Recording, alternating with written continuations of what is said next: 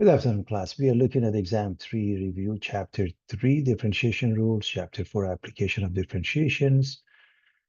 And the exam covers from 3.9 to 3.11, 4.1 to 4.5, and here's 4.2 to 4.3, the mean value theorem, how derivative affect the shape of a graph.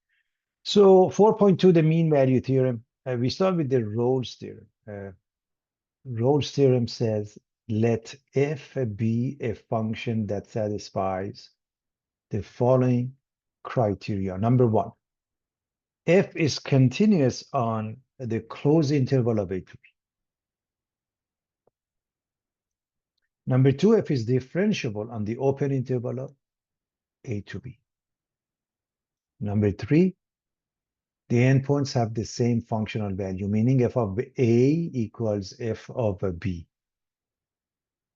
And there are several graphs indicating this situation.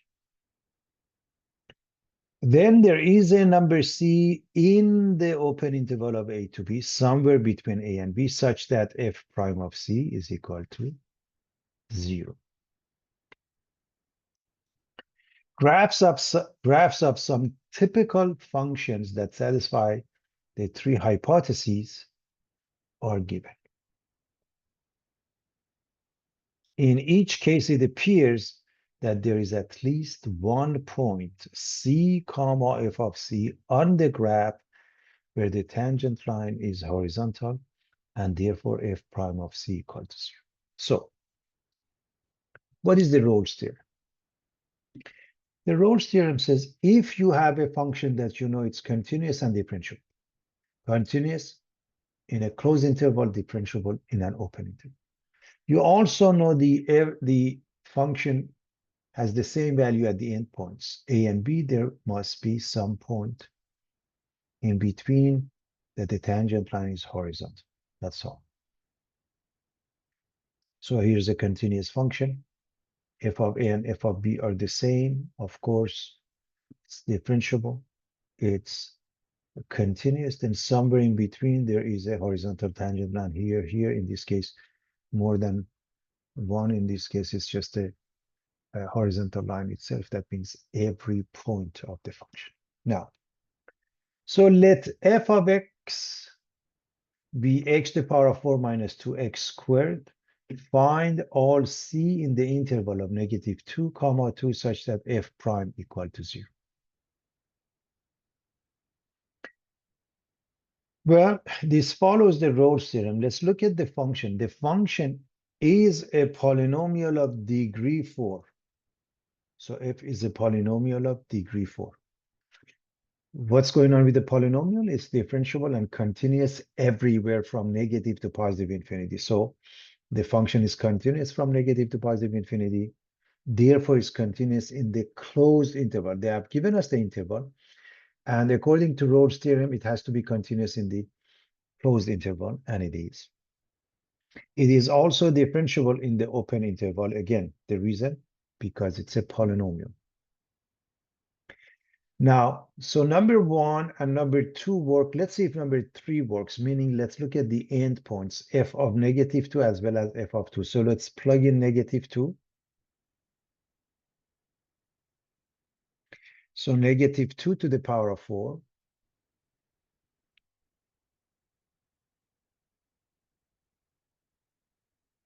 is 16. This is positive 4 minus 2 times that is minus 8, and it becomes 8. So f of negative 2 is positive 8. What about f of 2? If you plug in, you can see that it's also equal to 8. So we proved f of a equals f of b equals 8, meaning f of negative 2 equals f of 2 equals 8. Therefore, the Rolle's theorem applies. There exists, remember, this notation means there exists a c such that f prime of c equals to 0, according to the Rolle's theorem. So what do? We find that point. How do we find that point? We start differentiating. 4x cubed minus 4x, and we set it equal to 0. This is the synopsis of the host.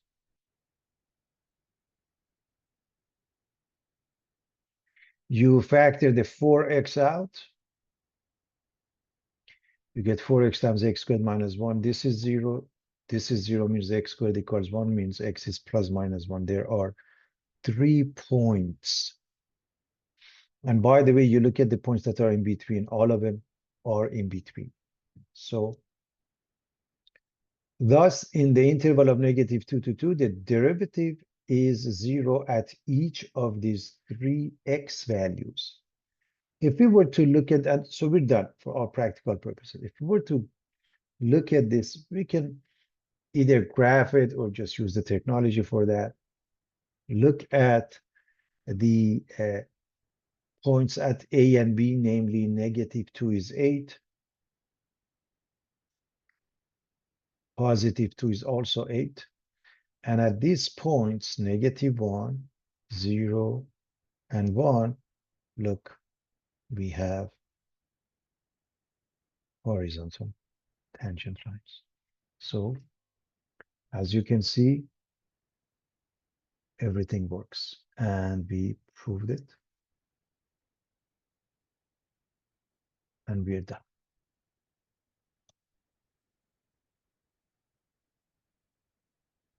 So that's Rolle's theorem. Now, what is the mean value theorem? Rolle's theorem is a special case of a mean value theorem. So let's go over that and see the differences. Let f be a function that satisfies number one, f is continuous on the interval of a to b, closing to, just like the Rolle's theorem. Number two, f is differentiable on the open interval of a to b, just like the Rolle's theorem. Then there is a number c in a comma b in the interval of a to b such that f prime of c equals f of b minus f of a over b minus a. If you recall, in the case of a Rolle's theorem, that f prime is 0. That's not what it says here. So, for example, this is a continuous function from a to b. If you look at the points a and b, if you connect them, that creates a secant line, and obviously you can calculate the slope, and here's the slope for this line. F of b minus, rise over run. F of b minus f of a over b minus a. So what this says, if you have a continuous function and it's differentiable, okay, and if you connect a and b, it gives you a secant line, you can calculate the slope as follows. There must be somewhere in between that the tangent line is parallel to that.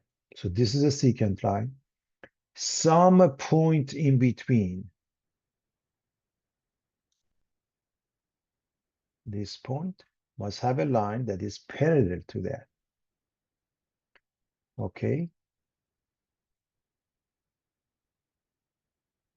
This is point P. So f of b minus f of a over b minus a represents slope of a secant line. In other words, there is a point P where the tangent line is parallel to the secant line AB. Okay. So the mean value theorem says f is continuous and differentiable so far like Rolle's theorem.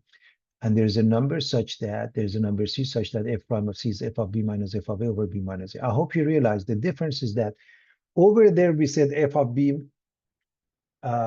equals f of a, the third criterion, the third part of the hypothesis.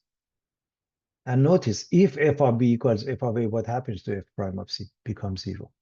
And if f prime of c is 0, that means a horizontal line.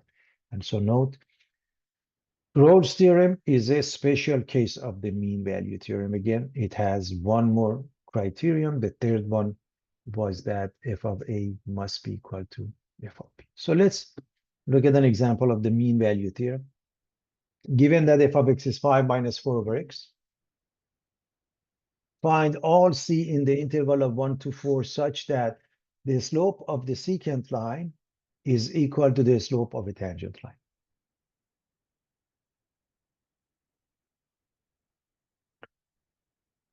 So what type of a function is that? And you can take a common denominator. If it helps, it becomes 5x minus 4 over x. You don't have to. You recognize this as a rational function. Denominator x can't be 0. So this is a rational number. Supposedly, we have no problem graphing it, okay? And the numbers given are 1 and 4. And what we are saying, this is a secant line connecting the endpoints 1 and 4. There must be a tangent line somewhere between 1 and 4 that is parallel to this secant line. Now, at this point, and we are looking for that point. What is that point? We don't know. We have to figure it out. So first and foremost, f is a rational function, right? Which means it's continuous everywhere in its entire domain. What is the domain? All real numbers except 0. So f is continuous on the interval of minus infinity to 0, union 0 to infinity. We put parentheses around the 0 on the left and right. So that's how we write the interval notation for the domain. So it's continuous in this interval. That makes it continuous in the same interval, of course, closed 1 to 4. Okay. So it makes it closed in the interval of 1 to 4. That's what we want. And it's, of course, differentiable as well. What, remember, a function fails to be differentiable if it has a sharp corner or discontinuity, things of that nature. Okay. There is, let's say, smooth curve. Rational functions and polynomial functions are smooth curve in their entire domain. So the next thing is now to find f prime of c, which is equal to f of b minus f of a over b minus a, which means f of 4 minus f of 1 over 4 minus 1. So if obviously the denominator is 3, okay, let's see what happens with f of 4. Let me just quickly put 4 in here. If I put 4 here, I get 5 minus 4 over 4, which is 1. And I get 5 minus 1 over 4. So this is 4. What if I put 1? If I put 1, I get 5 minus 4 over 1. 5 minus 4 equals 1. And I get 1. 4 minus 1 over 4 minus 1 is simply 1. And we need to find a point such that f prime is 1. We need to find f prime of x. And I hope everybody knows by now, this is easy to find. This is minus 4 x to the power minus 1. So minus 4 times minus 1 x to the power minus 2. So f prime is 4 over x squared. I'm assuming we can go from here to this derivative with no problem. And it is supposed to be equal to this number. So set them equal. So 4 over x squared equals 1. Cross product means x squared must be 4. I'm assuming nobody has any problem with cross product. So x has 2 answers, plus minus 2. Between 1 and 4, only one of them works. So C must be 2. Why is that?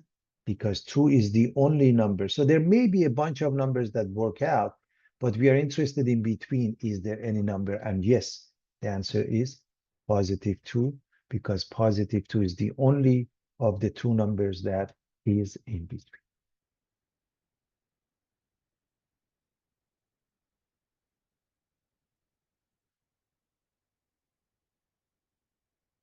Suppose f prime is between 3 and 5 inclusive for all x.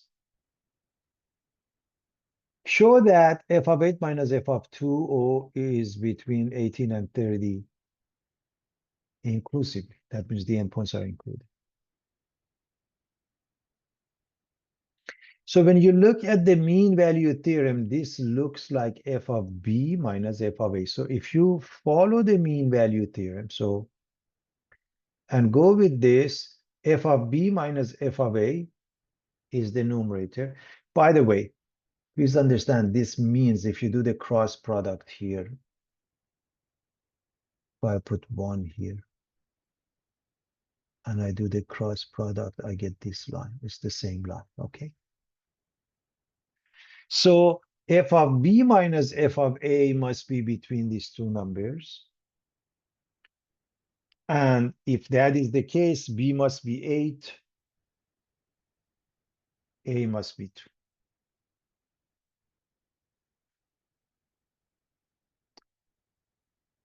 Does the mean value theorem work? Let's look at each case. Number 1, is f continuous? Number 2, is f differentiable?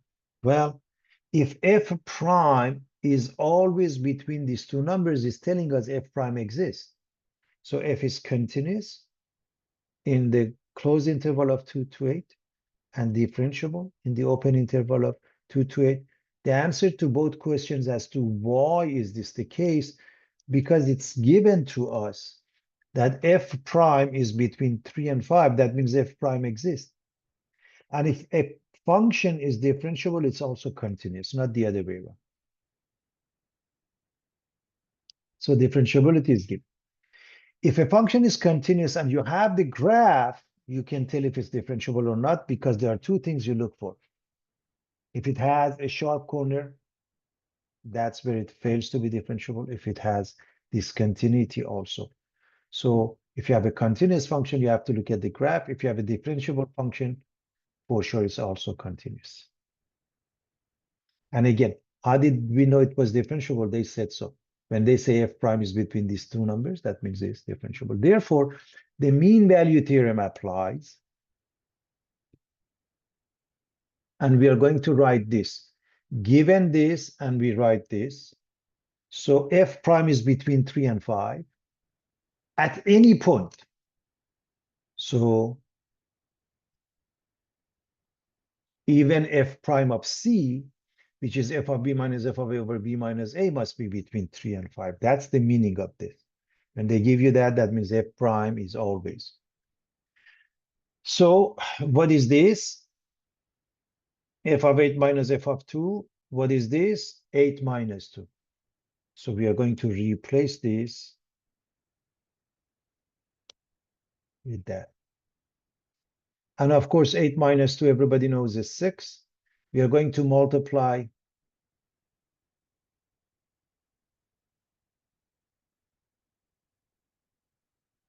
every side by number 6.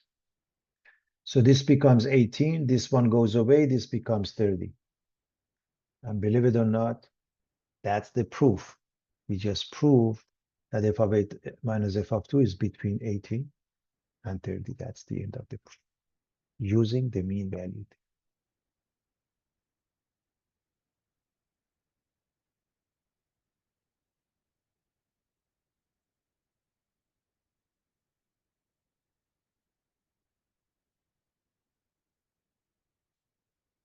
How derivatives affect the shape of a graph?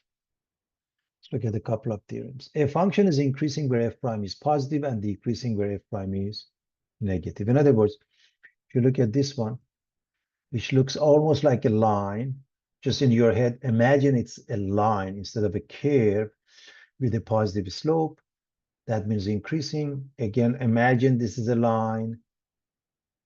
And of course, it has a negative slope or decreasing. A critical point C of a function is a point for which f prime equals 0 or f prime does not exist.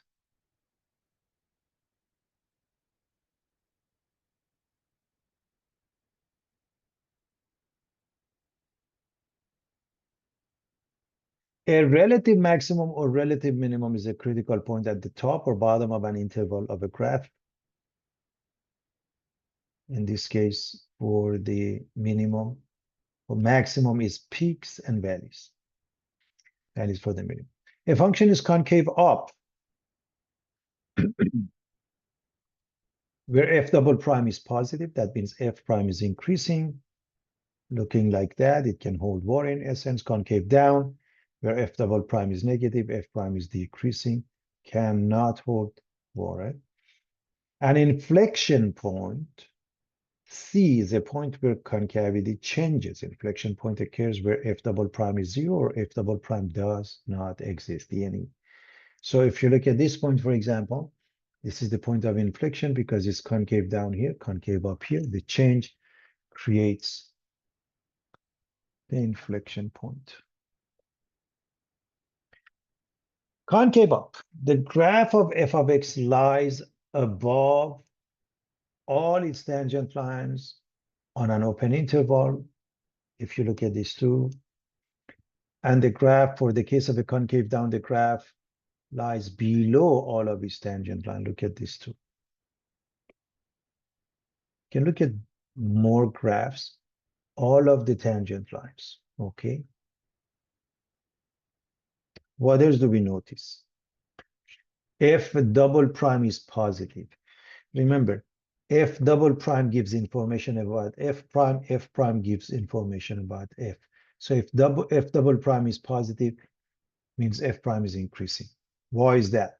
When F prime is positive, F is increasing. When F double prime is positive, F prime is increasing. When F double prime is negative, F prime is decreasing.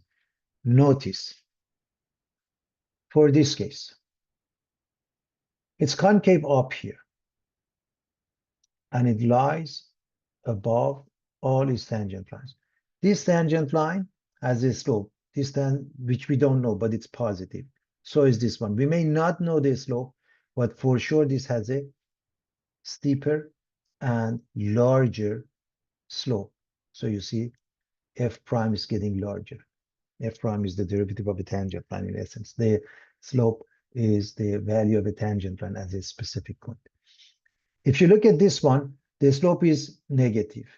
And this one also, the slope of this tangent line is negative, but this is steeper, so it's more negative than this one, so it's increasing. In these two cases, is the other way around. F prime is decreasing. Why is that? Look at this one. Negative slope. This one also negative, but this is more negative times this one. So f prime is getting smaller. This one, positive slope. This one, positive slope, but this is more positive than this one because it's steeper. So I hope everybody's comfortable with that. And an inflection point. Look at these two cases. A point P on a continuous curve f of x is an inflection point if f of x changes concavity there. So look at this one. This is concave down, this is concave up. When the change happens, that's the location of IP. In this case, is concave up and then concave down. It doesn't matter how the change occurs. Now, extreme values of a function are created when the function changes from increasing to decreasing or decreasing to increasing. So take a look. Increasing, decreasing. That's an extreme value. That's a peak. That's a local max. Decreasing, increasing.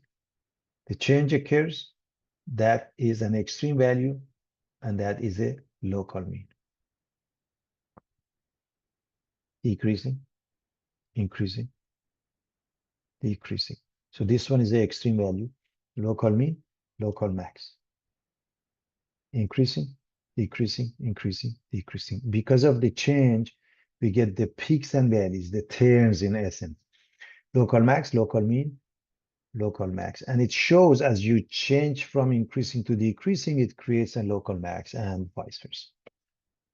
So a function is increasing where f prime is positive and decreasing where f prime is negative. And the proof is by the mean value theorem class. We've already gone over that. F is continuous and differentiable, f prime is equal to that. So if you, okay, remember the mean value theorem, okay, it means there is a tangent line that somewhere in between that is parallel to the secant line. So if you do the cross product, remember it's f of b minus f of a equals f prime of c times b minus a. And now we're going to discuss the concept of increasing. Remember, one easy way to understand the increasing. As we go from left to right, X increases, so does Y. And normally when we write A and B class, B is on the right side. That means B is always larger than A, the way we write the interval. So if B is larger than A, okay, so B minus A is positive. Let B be larger than A, that means F prime is a positive. The reason why? Because F prime is F of B minus F of A over B minus A. And if F prime is positive and B minus A is positive, then the numerator must be positive. If F of B minus F of A is positive, that means F of B larger than F of A, that makes it increasing. Believe it or not, this is the proof for the increasing, that a function is increasing where F prime is positive.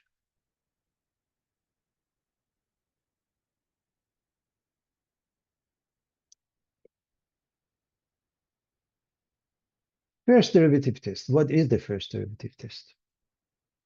Y prime or F prime is positive, curve is rising.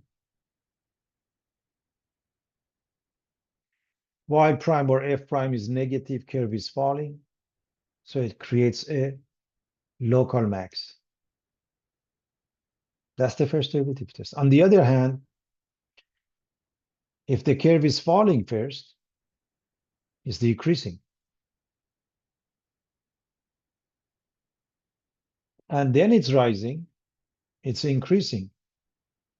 Again, it creates a local extremum. In this case, is a local minimum. So we check with the sign graph where Y prime or F prime is 0 or doesn't exist, possible local maximum or minimum points. And the methodology is using sign graphs. We will look at those. So this is the first derivative test. And of course, we'll look at that with details in a moment. Concavity test. Y double prime is positive, curve is concave up, and it's negative, it's concave down. We use a Y prime or F double prime equals 0 for possible inflection point, as you can see here. A function is concave up, where F double prime is positive, meaning F prime is increasing, and it's concave down, where F double prime is negative, meaning F prime is decreasing. And again, how do we get to the answer? Again, sign graph. Now, this is not to be confused with the second derivative test. Second derivative test gives you half of the information of the first derivative test. You have to evaluate F double prime at CPs, at critical points. So when we find F prime and set it equal to 0 doesn't exist, those are critical points. We plug them in. And we look at the sign, either positive or negative. If it's negative, graph is concave down. When it's concave down looking like that, what is that? Local maximum. On the other hand, if it's positive, graph is concave up. Looking like that means what? Local minimum. Why does it give you half of the information? Because it doesn't give us intervals of increasing, decreasing. This is a wonderful tool for application, not a good one for a graph. Now, how do we graph? I want to remind you of what we learned in algebra / pre-calculus. We're going to use that also. So one of them is called the end behavior of a polynomial function. Is the behavior of the graph of f of x as x approaches positive infinity or negative infinity, the degree and the leading coefficient of a polynomial function determine the end behavior of the graph. So a polynomial function is in the form of a sub n x to the power of n all the way to a sub 0. What this says, ultimately the graph, the end behavior, when x becomes extremely large towards the negative, positive infinity, or extremely small towards the negative infinity, it behaves like its leading term. If you look at these two cases, if the leading coefficient a sub n is positive and we are dealing with even power, it looks like y or f of x equals x squared. If a sub n is negative, looks like f of x equals minus x squared, which means the end behavior takes us to the first and second quadrant. In this case, whether x goes to negative or positive infinity, in both cases, f of x go to positive infinity. If a sub n is negative, then looks like minus x squared, the third and fourth quadrant. Whether x goes to negative or positive infinity, y goes down. If you're dealing with odd powers, then when a sub n is positive, it follows looking like f of x equals x cubed. And if it's negative, looking like minus x cubed. Therefore, in this case, when x goes to negative infinity, so does y. Remember, f of x is the same as y. And if x goes to infinity, so does y.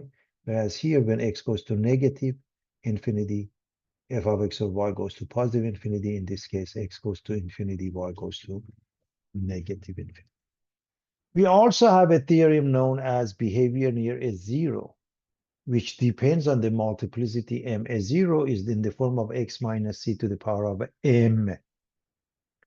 This m tells us how the graph will behave. If m is odd, f crosses the x-axis at c0, and if it's even, it does not cross the x-axis at c0. Some examples. In this case, single zero, in this case double, and it's in this case multiplicity is 3. Odd, even, odd crosses, even doesn't, odd crosses. So the difference is the higher the multiplicity, for example, this is higher, right? The flatter the curve is at the zero. The sum of the multiplicities, you add those, becomes the degree of a polynomial. So this is some information that is handy, so we can use it to graph functions, and we are going to look at a couple of examples.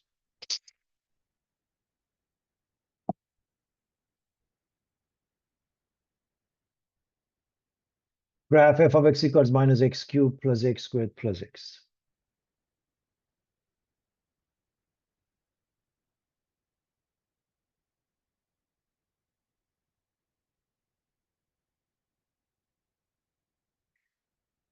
Here's the step in curve sketching. In addition to algebra pre-calculus, find relative extrema, inflection points, sketch the graph. So what I want to do first, I want to completely ignore calculus. I want to show you how we can do it with pre-calculus to have a general idea. And of course, we make it more precise using calculus. So to do that, I want to set this equal to 0 to find all my intercepts. So the very first thing I take out is minus x. And I get x squared minus x minus 1. And I set that equal to 0. So this says x is 0, and now x squared minus x minus 1 equal to 0. I have to use the quadratic formula for this part.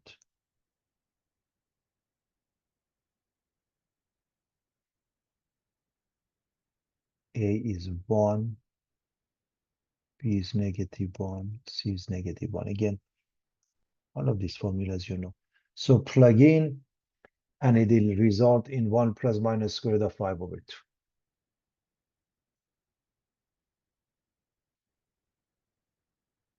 Which means we have the following intercept: 0, 0, 1 plus square root of 5 over 2, comma 0, 1 minus square root of 5, comma 0. And so I want to graph this.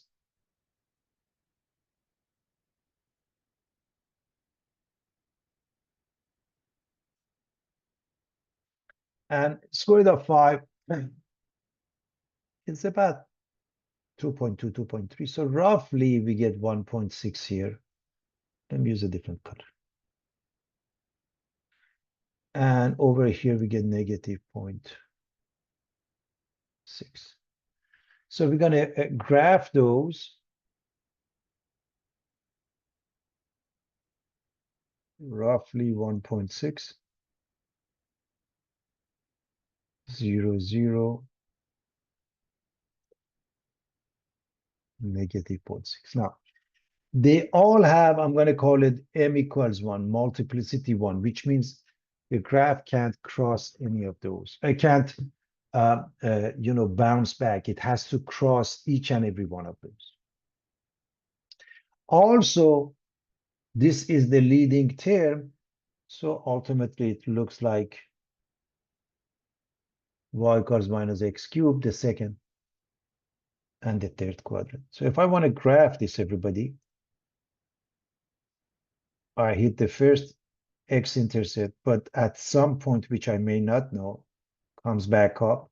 It hits the second x-intercept. It continues, and at some point has to come back down to hit the third one. And in all cases, as I said, it crosses, it penetrates the x-axis. This is the rough sketch. As always, you can pick a couple more points here and there to make it better. But this is what we did in pre-calculus. Looks pretty good. So what happens with calculus, we make it more precise. So that's the purpose for this. And we are going to do that in a moment. But I wanted to remind you, with the x-intercepts and the n behavior, we have a decent graph when it comes to polynomials. I'm going to erase it. So we're going to look at the graph again. So we are going to look at f prime of x, which means we are going to differentiate this minus 3x squared plus 2x plus 1.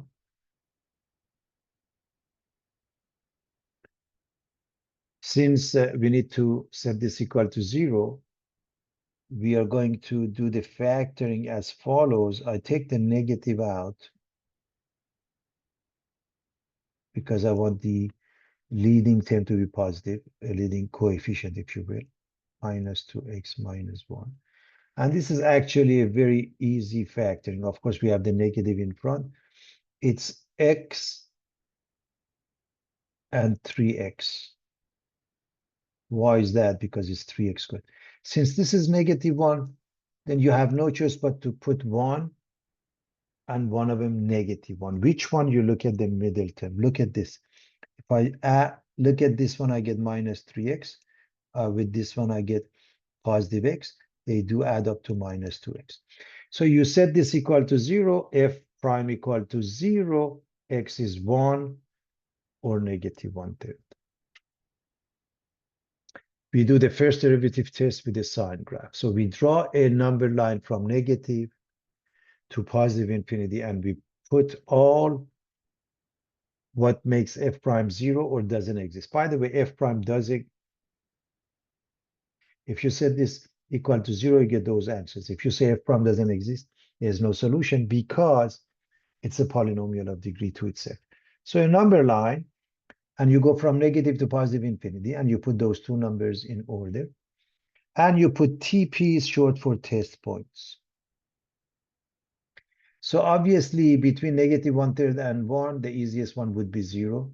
To the left of negative 1/3 would be negative 1, and to the right of 1 would be 2. Now, what I want you to understand is that this is degree 2, and it has two answers. That means each one has a multiplicity 1, if you will, or odd. So they will alternate. So if I put 0 here, and it's easier to go here, it's plus 1. If you put it here, pay attention to this one. So if I put it here, I get plus 1, it's positive, and the other ones alternate. If it's positive here, negative here, negative here. And again, if you have doubts, just plug in. For example, if I plug in 2 into this one or this one, might be easier here. 2 minus 1 is positive. This is also positive. This makes it negative, so it becomes negative. Now, when it comes to the first derivative test, I like to throw in some arrows because negative means arrow down or decreasing, positive means arrow up or increasing. So decreasing, increasing, decreasing. Decreasing means, and going back to increasing means, this is the location of a local mean. You have to put it back into original function to find the pair. Increasing, that's why for the positive, I like to put arrow up, so it looks like definitely increasing. and decreasing here. So 1 is the location of a local max. You put it in the original one. Now 1 is easy. If I put it here, I get 1 with this -1, +1. They cancel each other, +1. So the local max is equal to 1 at 1, 1. Again, where do we put it? Into the original equation. What is local minimum? Well, put -1/3 into the original function and evaluate it.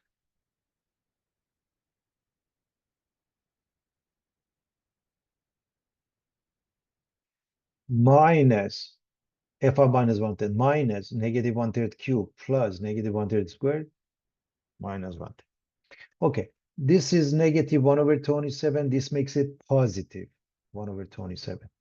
This is positive 1/9. This is negative 1/3. All of them have a LCD 27. If I change this to 27, then I change this to 3. If I change this to 27, I change this to 9. I get 1 plus 3 minus 9, -5/27. So I'm going to write local minimum equals -5/27 at the pair -1/3, -5/27. So we go back here. Where you see positive, it's increasing. That means from -1/3 to 1 is increasing. Where you see negative is decreasing. From -infinity to -1/3, union 1 to infinity. And we write it in this fashion.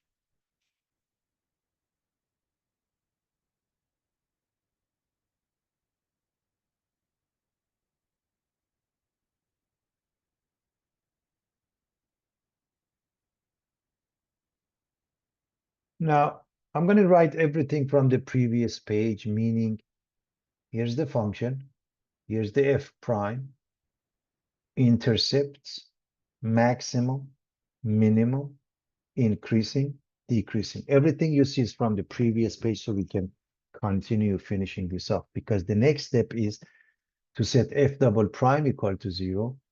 So we need to find f double prime, which is -6x plus 2. In order to find inflection points, IPs, short for inflection points. You set this equal to 0, x becomes positive 1/3.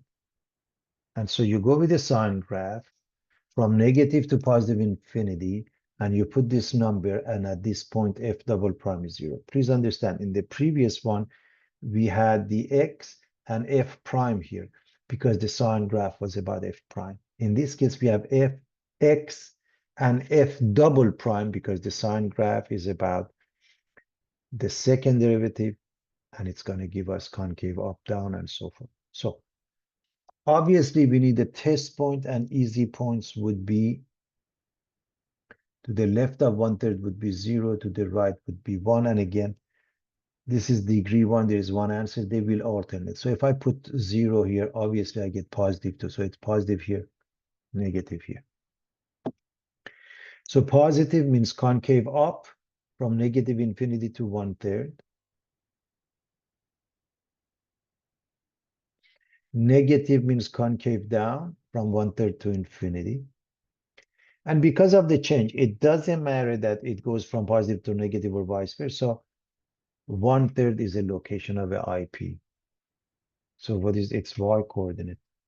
Plug it back into the original function.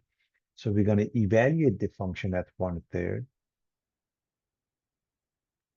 Minus 1/3 cubed, this becomes -1/27.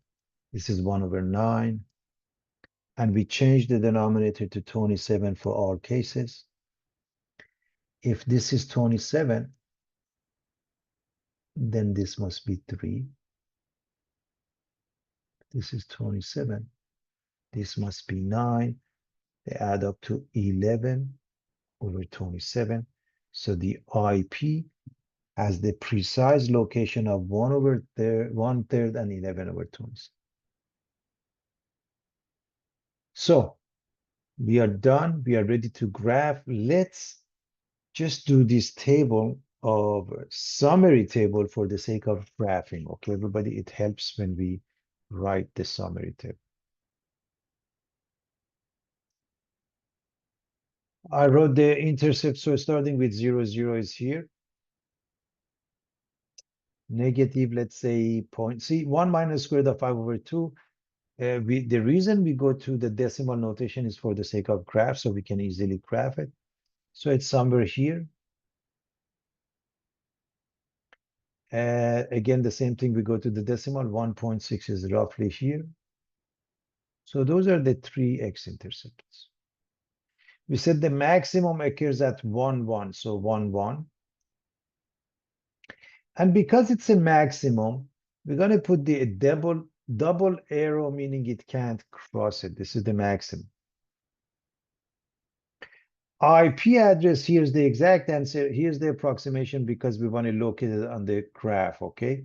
So let's say 0.3 somewhere here, 0.4 somewhere here, and that would be the graph, the point IP. Minimum occurs at this point precisely, again, negative 0.3 somewhere here, negative, let's say 0.2 somewhere there. So that would be the graph. And because it's a minimum, we again draw a double arrow. And going back to the end behavior, everybody, second and fourth quadrant. So that would be the graph, and we are done.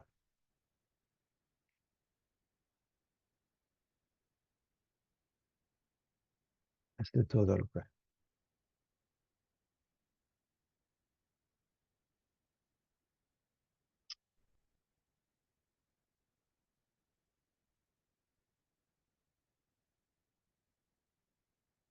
Let's look at another example. F of x is 1/2 x to the power of 4 minus x squared. We want to sketch the graph, and again, information, prior knowledge of mathematics, and adding the information we have here. So what I want to do, again, I want to graph it just from the information we have in pre-calculus. To do so, I want to set this equal to 0 to find the intercepts. And to set it equal to 0, if we take 1/2 x squared out, it makes it easy to see the answer for f of x equal to 0. So we do that. This is obviously 0. And x squared equals 2. So this gives you 0. This gives you x squared equals 2, which means x is plus minus square root of 2. And those are the three intercepts. And that's all I'm going to use. And I'm going to graph this. Again, prior knowledge of mathematics, we're going to stick with that. And then we're going to add the information we have here. So let's say it's 1 and 2 here, 1 and 2 here. Okay. Here's 1 and here's 1. Now, 0, 0 is both the x as well as the y-intercept, right? It's both of them. Otherwise, you really want to find the y-intercept. It helps you with the graph. The y-intercept happen to be the same. Square root of 2 is about 1.41. Let's say 1.4. So roughly here. And then negative 1.4 roughly here. Now, what I want to add is the following. If we look at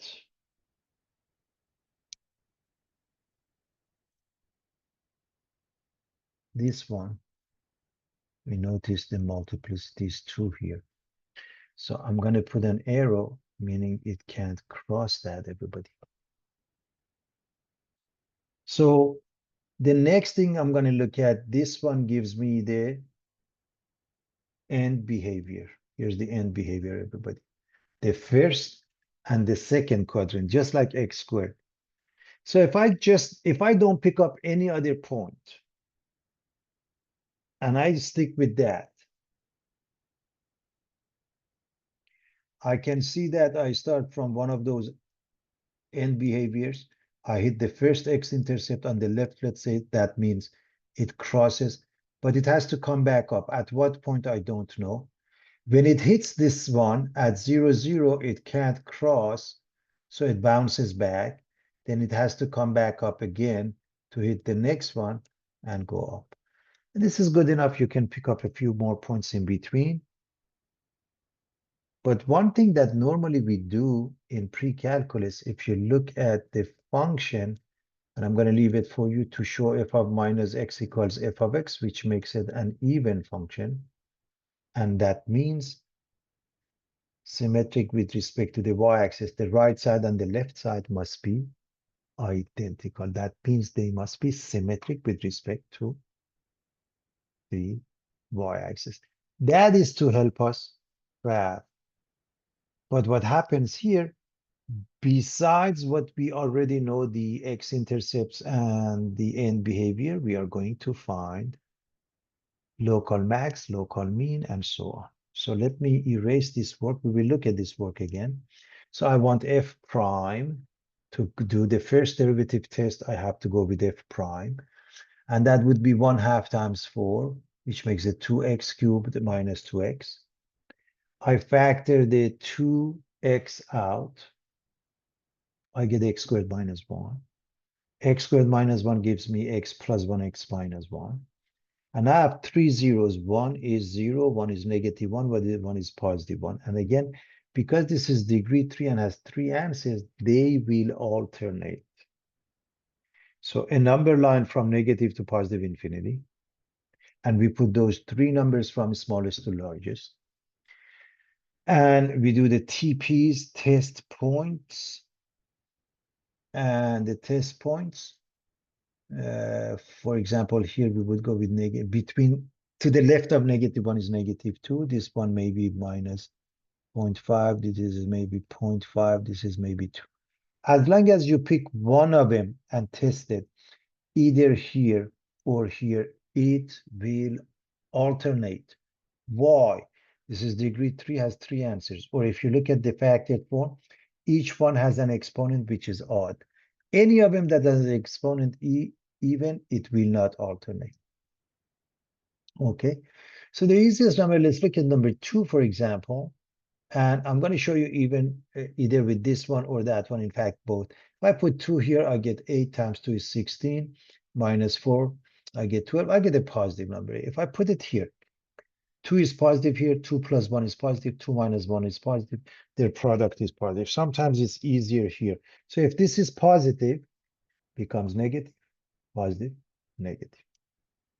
And with that being the case, I'm going to throw in some arrows, negative down, positive up arrow, negative down arrow, positive up arrow, which means decreasing, increasing, decreasing, increasing.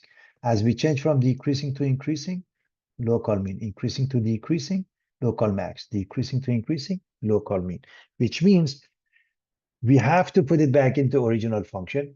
We have local mean at negative 1 and 1, we plug it in into the original function. So we get 1/2.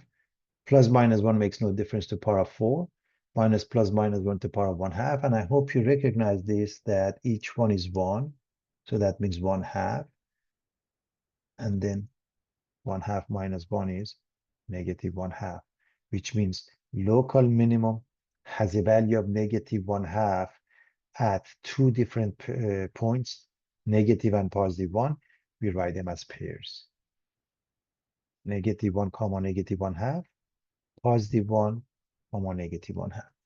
Now, local, and this one is a local max. 0, you already know 0 is 0, so even, or just plug it in. So you write local max is 0 at 0, and that means at this pair. Now, decreasing here, increasing, decreasing, increasing. So from negative 1 to 0, union 1 to infinity is increasing. From negative infinity to negative 1, union 0 to 1 is decreasing. That's what we write. Everything, notice, from the first derivative test, we get local extrema and intervals of increasing, decreasing. So there is a lot of information.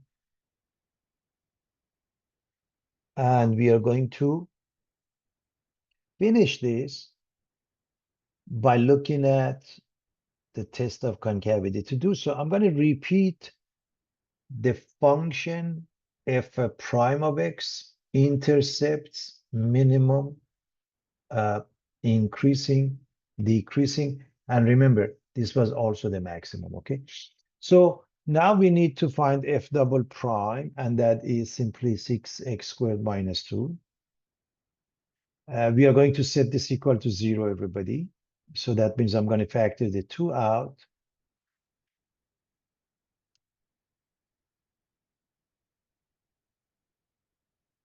3x squared equals 1.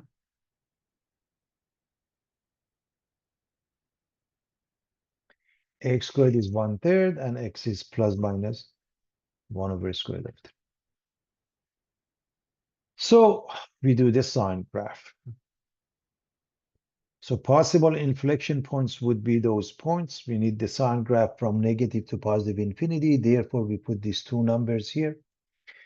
And class, again, I want to go back to f double prime. The degree is 2. That means, and it has two answers. They will alternate. And you don't even have to know the decimal representation of this to look up the easy TPs, test points. In between, obviously, 0. Left side would be -1, right side is +1. They will alternate. Just go with 0. And I hope you recognize this as -2. 0 makes it negative. This is negative. This 2 must be positive. Again, why do they alternate? Because there are two solutions, okay? Degree is two solutions. Uh, in other words, each one has exponent odd or 1. So if those are the inflection points, what is the pair? You go back to function, put both of them into the original function. So it's concave down here because it's negative between the two, -1 over square root of 3 and 1 over square root of 3. And beyond that, from negative infinity to -1 over square root of 3, union 1 over square root of 3 to infinity is concave up. CD, concave down, CU, concave up. Let's evaluate the function at the two critical points of f double prime. I want to start with this one. I hope you realize that this is 1/3. And this one is 1/3 squared or 1 over 9. So 1/2 times 1 over 9 minus 1/3.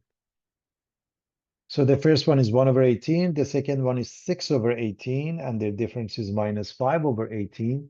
And the inflection points have these two as the x coordinates, this one as the y coordinate. And the reason I'm going to write it in this format. So IP at x equals plus minus 1 over square root of 3. Because the concavity changes, because of the change. And plus minus 1 over square root of 3, comma, minus 5 over 18, and this is an approximation. Now, to graph the function, I am going to write the synopsis of what we have.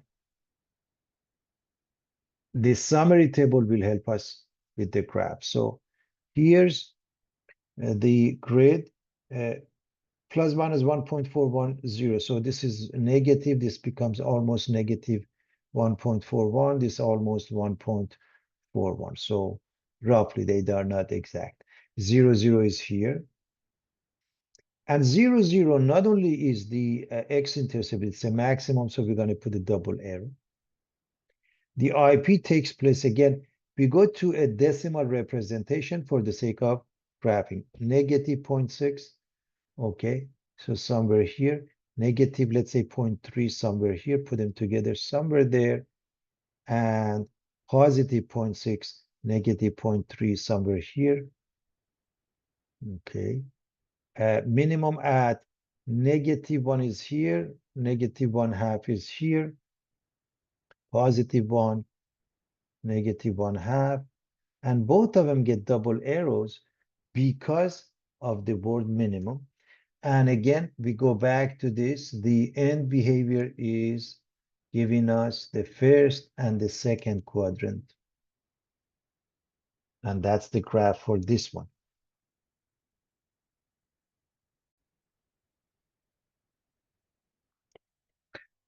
All right, in this example, we want to graph f of x equals x minus 2 to the power of 2/3 plus 1. Again, I want to go to algebra, pre-calculus, see what we did before, and then we're going to add information from calculus. So we're going to rewrite this. It becomes cube root of x minus 2 quantity squared plus 1. Ultimately, it's a cube root. So we start with the basic function y equals cube root of x. Remember, you should know the graph of every essential function, okay, basic function. So this is one of them looking like that with center, with x-intercept and y-intercept, both of them located at 0, 0. So that's the first one. Then we see x minus 2, so we're going to graph that, which means as x changes to x minus 2, it shifts right by 2 units. So we are going to move this to the right by 2 units. So 0, 0 has shifted to 2, 0.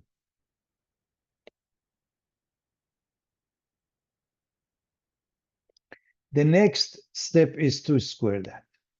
So what did we do in algebra when we squared a function? What happens to the graph? There are two pieces. The piece that is positive, it just gets larger. The piece which is negative, meaning below the x-axis, it flips over. So it flips over, and the location of the x-intercept remains unchanged. The final step is to add 1.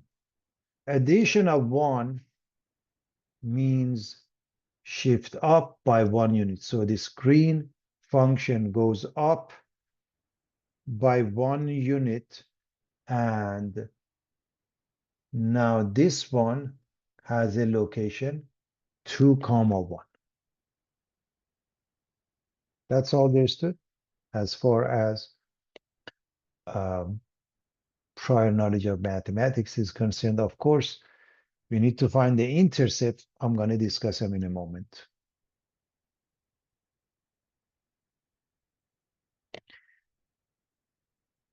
Because I want to show you how to find the intercepts also. All right, let's go with continuing this graph with more details using calculus, which means we need to find f prime of x.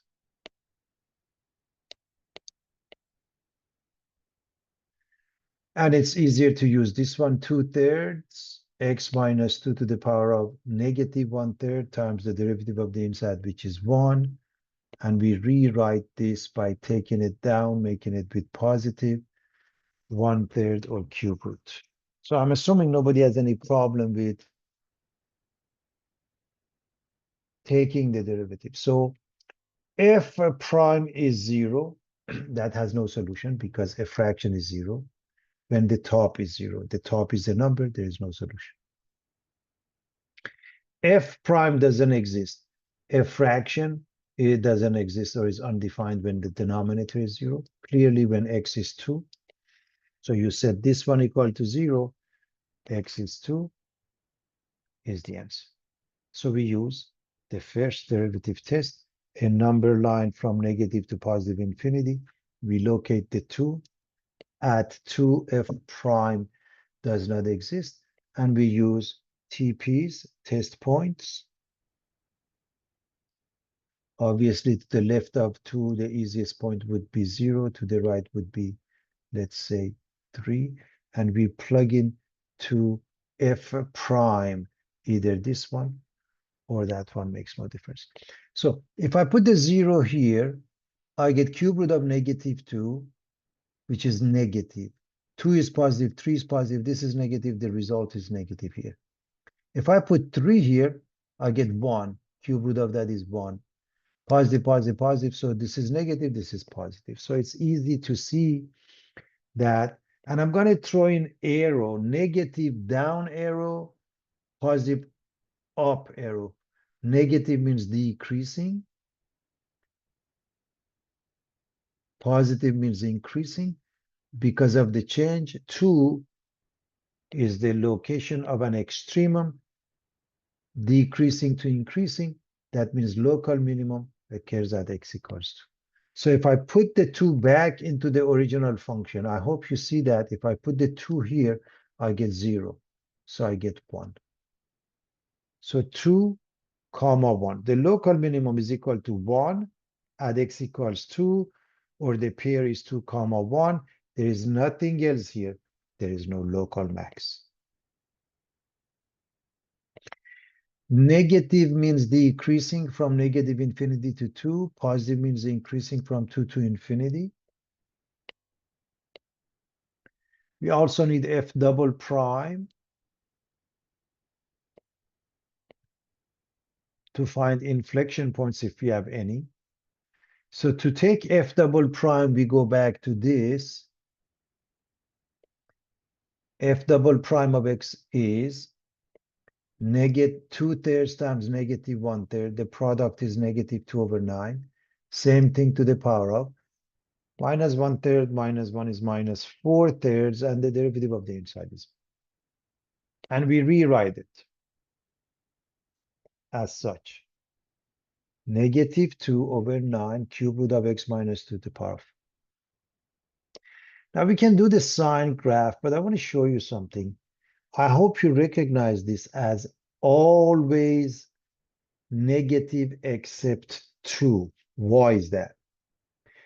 The denominator, whatever you get here, positive or negative, it doesn't matter. Negative, negative comes out, positive, positive comes out. With the exponent 4, which is even, becomes positive. Times 9 is positive.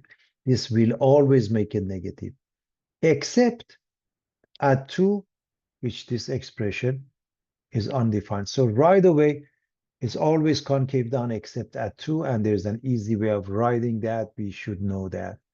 And that is simply negative infinity to 2 union 2 to infinity. It's always concave down, and that's done. But in case if you want to do the sine graph, and I don't suggest that if you recognize this, if you don't, you have to. You go with a number line negative to positive infinity, you put the 2 in there. To the left of 2, for example, you go with 1 as a test point, TP1, and to the right is 3. If you plug in 1 here, becomes cube root of negative 1, which is negative 1 to the power of 4, becomes positive. As I mentioned, everything is positive. Negative makes it negative here. Same thing if you try it with 3, everything is positive. This makes it negative. And that gives you the same answer. Now, because there is no change, there is no inflection point, and even if there was a change, it doesn't exist, it's not defined at 2 anyways. And so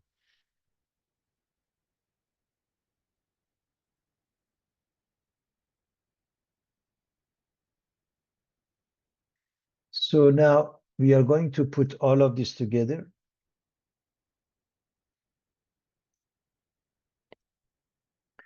Notice what we have here, the function, okay? We have where the function is increasing and decreasing and concave down, and the minimum. Everything that we found from the previous page basically is here, okay? So we have all the information, and now I want to remind you how to find intercepts in these cases. First and foremost, the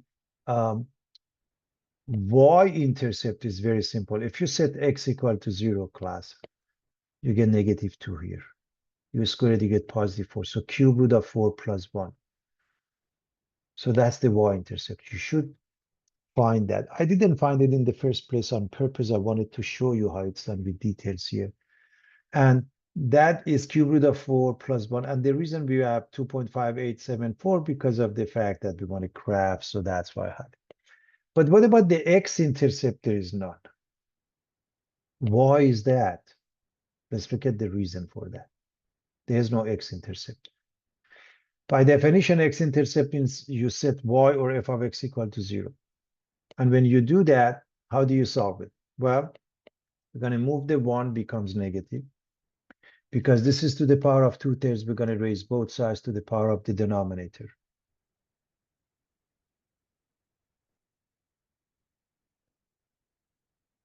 namely 3. The left side is x minus 2 squared. The right side is negative 1 cubed or negative 1. Now, x minus 2 squared, it's always positive. Worst case scenario is 0. Negative 1 is always negative. There is no solution. All right, we want to sketch the graph now. This is the third part. And so we have all the information we need. Let's put what we have in a summary table. So we have this point. Okay. We have this point. Let's look at some easy extra points. For example, if I pick 1 and I put it here, 1 minus 2 becomes negative 1. Cube root of that is negative 1. Square it, you get positive 1 and 1, it becomes 2. And I hope you realize if instead of 1 I put 3, I get exactly the same thing. If I put negative 6, I get negative 8. Cube root is negative 2. Square it, 4 and 1 is 5. And if I put 10, 10 minus 2 cube root of 8 is 2, square it is 4, plus 1 is 5, gives me the same thing. So these two numbers give me the same thing. And I put something else that you really have to use a calculator. I just want to make a point that go with easy points and then if need be a calculator. So what about this one? I'm going to go with 2.6 roughly. So 0, 2.6. So this is 5. In between is 2.5. So a little bit higher than that. That's the first point. Then 1, 2. This is 1, 2. 2, 1, 2, 1. And that's the minimum, by the way, right? The extra points, 3, 2, negative 1, 3.08, so roughly here. Negative 6, 5, 10, 5, and that's the graph. Notice the function is decreasing here and increasing here. F prime is negative here, F prime is positive here. Also notice it's concave down here, also concave down here, meaning from negative infinity to 2, union to 2. That's easy to see.